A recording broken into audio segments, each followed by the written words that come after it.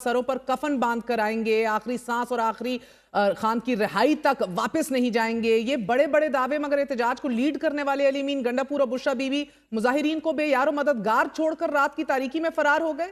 جس طرح وہ بھاگے مروت صاحب، کیا اس طرح انقلاب آتے ہیں؟ کیا اس پر کوئی شرمندگی، افسوس یا کوئی تعصب ہے؟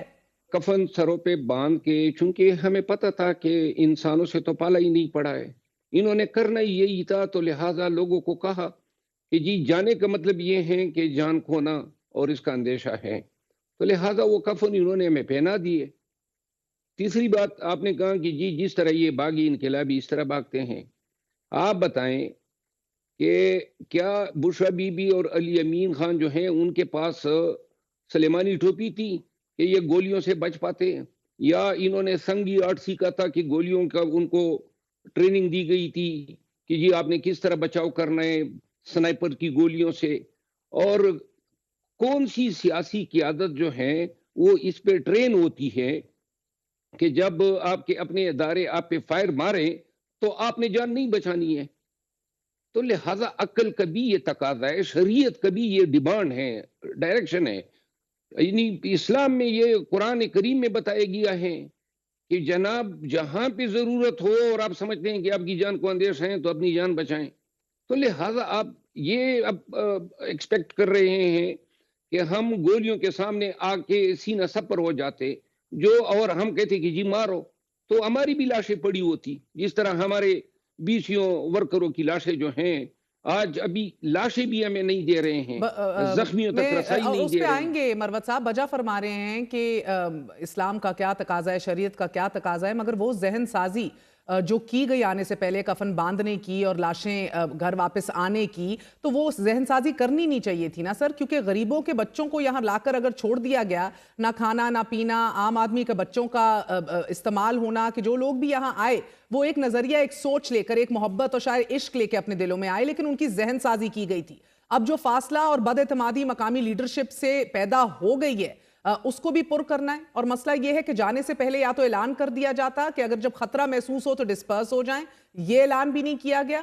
جو آپٹکس دیکھنے کو ملے سر، وہ تو بالکل سوئسائیڈل ہیں پولیٹیکلی آپ کی لیڈرشپ، مقامی لیڈرشپ کے لیے. ہم تو آئے تھے ایک سیاسی احتجاج کرنے، ہم خودکشی کرنے تو نہیں آئے تھے.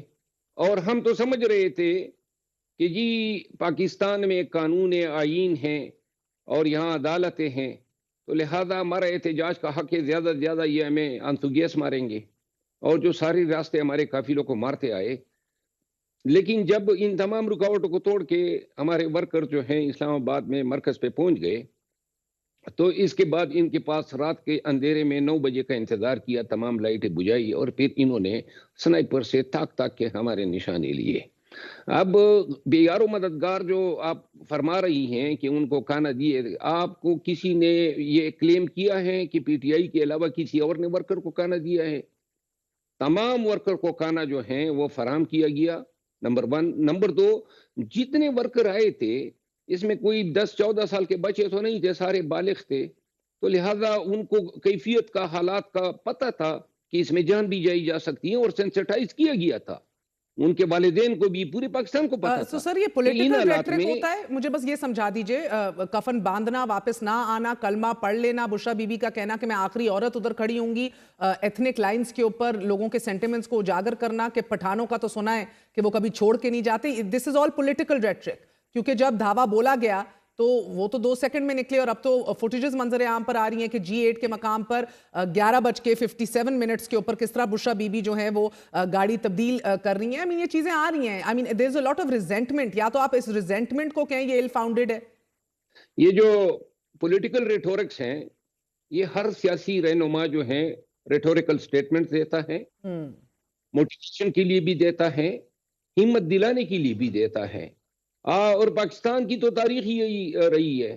آپ وہ طاہر القادری صاحب کا وہ قبر جو انہوں نے کھودی تھی ڈی چوک پہ، آپ بھول گئی ہیں. تو آپ مان رہے ہیں کہ پولیٹیکل ریٹرک تھا، مگر سر اس کی آڑ میں بقول آپ کے بہت سی لاشیں گری ہیں نا، گو کے متضاد بیانات آ رہے ہیں. آپ کہتے ہیں 12، کوئی کہہ رہا ہے 14، آپ کا سیکرٹری جنرل کہہ رہا ہے 20، آپ کے زلفی بخاری صاحب کہہ رہے ہیں 40.